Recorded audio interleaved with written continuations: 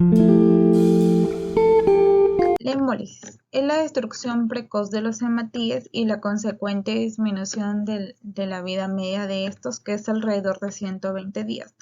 La hemólisis no siempre va acompañado de la anemia. Puede haber una hemólisis sin anemia, porque la pérdida de los eritrocitos se compensa con un aumento de la actividad eritropoyética en médula ósea.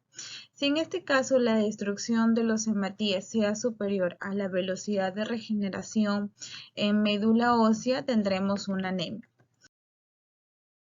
La respuesta medular para compensar con un aumento de la producción de glóbulos rojos hace que la consideremos una anemia regenerativa, ya que esta compensación hace que haya un aumento de reticulocitos en sangre periférica. Anemias hemolíticas autoinmunes. Voy a hablar de la intravascular. Es un anticuerpo frío que es un IgM, en los cuales los glóbulos rojos se rompen dentro del vaso sanguíneo. Se libera la hemoglobina y esta hemoglobina se va por la sangre y se va directamente por los riñones, con los cuales tendremos una hemoglobinuria, y si hay suficiente hemoglobinuria tendremos una insuficiencia renal aguda. En el caso de la extravascular es un anticuerpo caliente que es un IgG. En este caso los glóbulos rojos no se rompen dentro del vaso sanguíneo, sino que se van hacia el vaso y ahí se destruye el eritrocito, en el cual se libera la hemoglobina. Esta hemoglobina es lisada, o sea, se divide la hemoglobina dentro del vaso por los macrófagos, y estos macrófagos liberan bilirrubina y hierro a la sangre. Por lo tanto, en una anemia extravascular podemos tener una ictericia, y si es muy grande esta anemia extravascular, podemos tener una sobrecarga férrica. Ahora, como todo eso está ocurriendo en el vaso, tendremos una esplenomegalia. De sus características tenemos que los glóbulos rojos se destruyen de las siguientes maneras. Por problemas autoinmunes. El problema es el que el sistema inmunitario confunde los glóbulos rojos con los suyos y no los reconoce ni los destruye. Anomalías genéticas de los glóbulos rojos, que son enfermedades de la célula madre. Por exposición a sustancias químicas, drogas y toxinas específicas, por un coágulo de sangre en un vaso sanguíneo pequeño y por transfusiones de sangre de donantes cuyo tipo de sangre no se asimila con su tipo de sangre. Sintomatología. La anemia es leve, puede ser asintomática, el problema progresa lentamente y entre sus síntomas incluye lo siguiente: debilidad, cansancio o ejercicio con más frecuencia de lo habitual, siente latidos del corazón o arritmia, dolor de cabeza y problemas de concentración o del pensamiento. Pero cuando la anemia empeora, los síntomas son mareos al ponerse de pie, color de piel clara, disnea, entre otros. Hemolítica tipos. Según su lugar de producción de hemólisis, se dividen en dos: en hemólisis extravascular, la cual es donde la hemólisis se produce en el hígado y el vaso. También tenemos la hemólisis intravascular, la cual produce la liberación de productos eritrocitarios al plasma. También, según su mecanismo de la lesión, se dividen en dos: en intrínsecas, en la que generalmente es hereditaria, como la eritrocitosis y la talasemia. Esto ocurre porque los glóbulos rojos se destruyen a causa de un defecto de los mismos glóbulos rojos. Extrínsecas, en la que se generan glóbulos rojos sanos. Sin embargo, después que estos son destruidos, al permanecer atrapados en el vaso, ya sea por una infección de fármacos o tienen la posibilidad de dañar a los glóbulos rojos. También, según su herencia, tenemos a congénitas, ya que son anomalías que se presentan en defecto de la membrana, las cuales recurren en nuestro medio a la esferocitosis hereditaria. También por defecto en la membrana está la esferocitosis hereditaria y la elictocitosis hereditaria. Por defecto en el metabolismo se encuentra el déficit de glucosa 6-fosfato deshidrogenasa, por déficit piruvato sinasa y déficit de hemoglobina. Causas de la anemia hemolítica. ¿Por qué ocurre? Esto ocurre cuando hay una destrucción patológica en los eritrocitos. en lo cual encontramos la anemia hemolítica intracorpusculares. ¿Qué quiere decir? Que esto viene del mismo eritrocito y son congénitas. También podemos decir que esto viene por la alteración de la membrana, la alteración metabólica y la alteración de la hemoglobina. En lo que es la anemia hemolítica extracorpusculares, ¿esto qué quiere decir? Que viene de un agente agresor que destruye los eritrocitos desde afuera, y estos son adquiridas. También podemos decir que se clasifican la hemolítica según la hemólisis. ¿Qué quiere decir esto? Si viene de los vasos sanguíneos, son intravasculares, pero si esto ocurre dentro de los vasos sanguíneos, son extravasculares. En lo que es la anemia hemolítica por defecto a la membrana, es decir, membranopatía, dentro de esto tenemos lo que es la esferocitosis hereditaria, la elipsitosis hereditaria. En lo que es los trastornos hemolíticos debido al trastorno enzimático, es decir, enzimas, son de la deficiencia del piruvato quinasa y la deficiencia de la glucosa 6-fosfato. Y tenemos también lo que es el piruvato de la talasemes y el piruvato de la quinasa. Las consecuencias de la anemia hemolítica, las cuales se va a estar dada por la disnea. ¿Qué es la disnea? Es la dificultad para respirar y se va a deber a las bajas concentraciones de hemoglobina. Seguimos con la hipertensión pulmonar, la cual va a estar ligada a la hemólisis, que es la destrucción de los eritrocitos a nivel tubular. Que se va a dar a nivel tubular debido a que en los túbulos renales hay depósitos para pigmentos. Luego tenemos las crisis dolorosas de elevada intensidad debido a la vasoclusión o inflamación de los órganos. Y esto va a hacer que el cuerpo entre en un periodo de estrés, lo cual va a hacer que el sistema inmune se vea menos eficiente, lo cual va a dejar que haya infecciones bacterianas.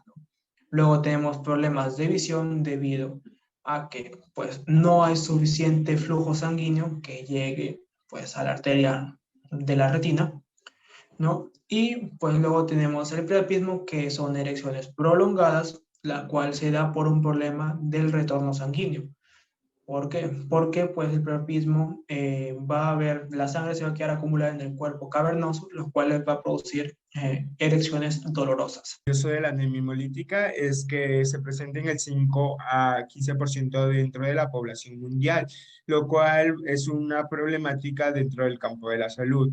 El cuerpo médico puede brindar diferentes tratamientos, por ejemplo, la esplenectomía, una operación quirúrgica del vaso que va a poder regular lo que es el sistema inmunológico de este órgano para dejar de destruir los hematíes a gran escala. Hacerle recordar que todos los tratamientos no es para todas las personas y se tiene que evaluar los tipos y las causas que han generado este problema.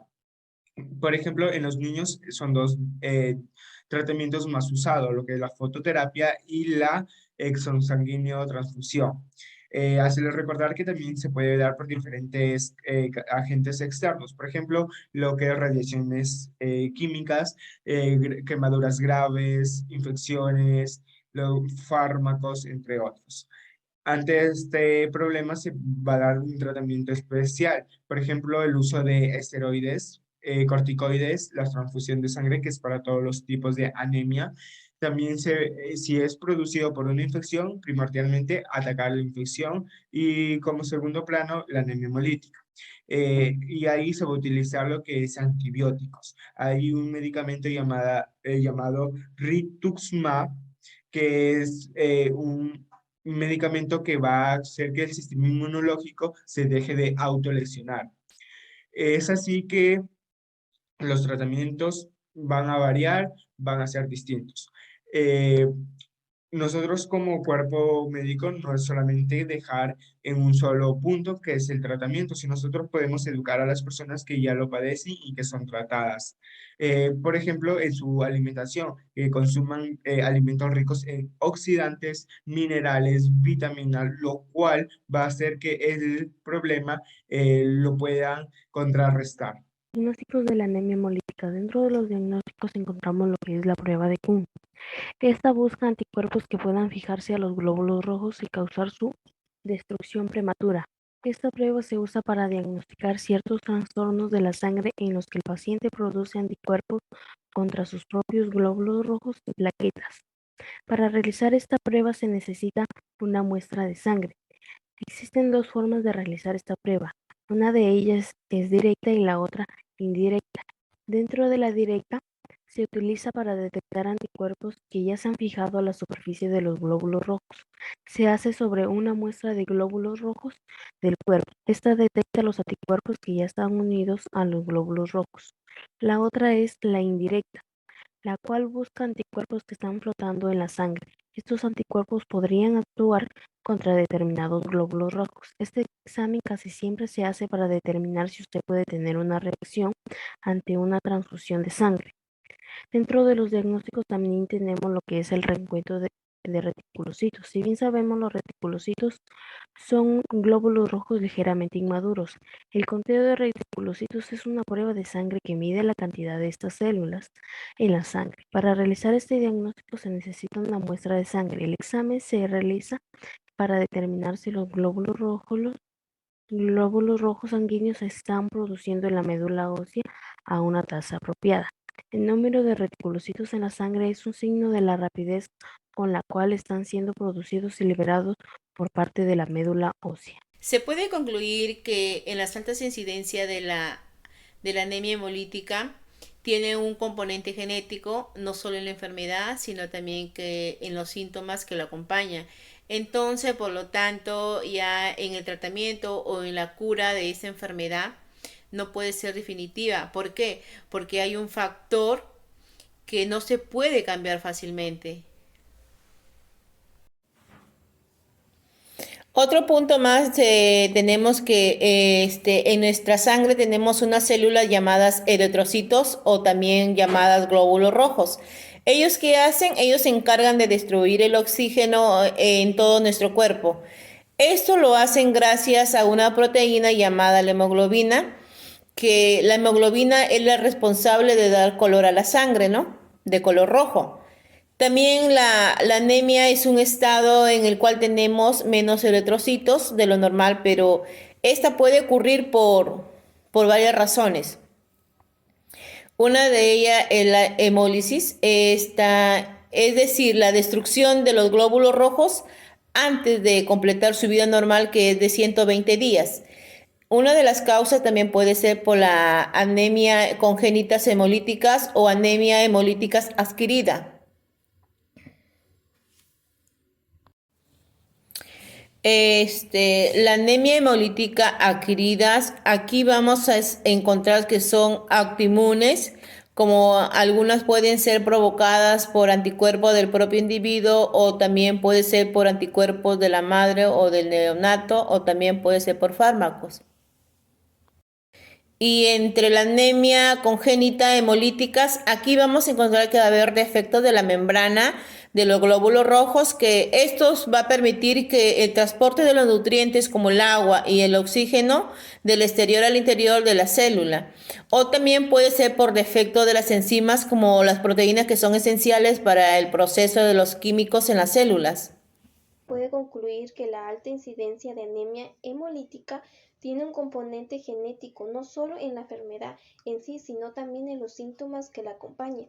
Esta enfermedad provoca una disminución en la cantidad de glóbulos rojos que son importantes para el transporte de CO2 en nuestra sangre, se realiza un examen médico para determinar si existe esta enfermedad, para revisar el nivel de la hemoglobina y el reencuentro de los glóbulos rojos. Podemos ver que cualquiera puede tener anemia hemolítica, ya que hay muchos factores que pueden afectar el comportamiento del cuerpo.